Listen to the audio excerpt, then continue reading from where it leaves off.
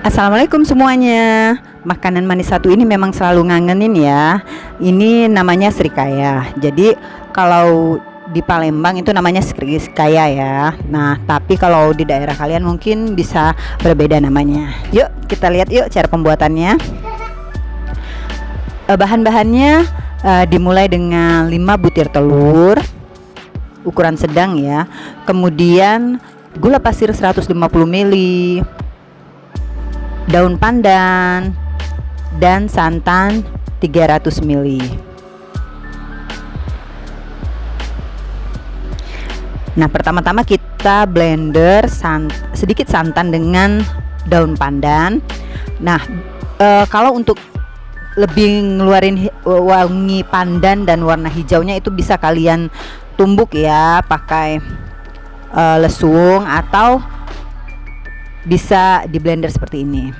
Oke, kemudian kita pecahkan telurnya sebanyak 5 butir telur ya.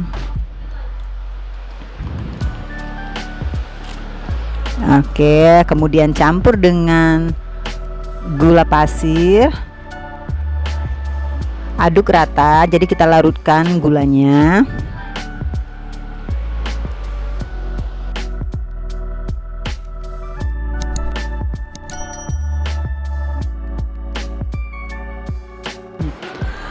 Oke, kemudian kita tambahkan sisa santan tadi, kita aduk rata kembali.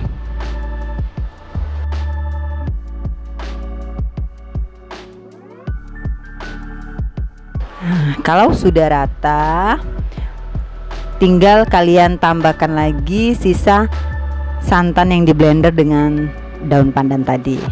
Oke, nah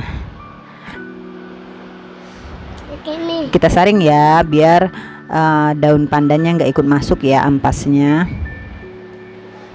Oke, nah jadi udah dapet wanginya pandan, namun karena warnanya masih kurang hijau ya. Nah, jadi di sini sesuai selera, bisa kalian tambahkan pewarna makanan atau pasta pandan untuk warnanya lebih menarik, hijaunya lebih menarik ya. Oke.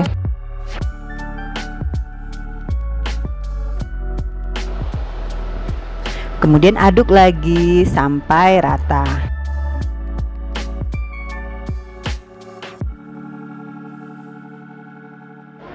Terakhir kita saring kembali agar hasil lebih halus. Oke, nah tinggal kita tuang ke cetakan. Nanti kita kukus sebentar hingga matang.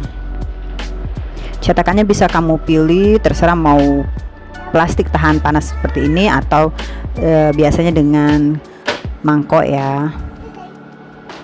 Oke, kita dikukus kurang lebih 10 menit.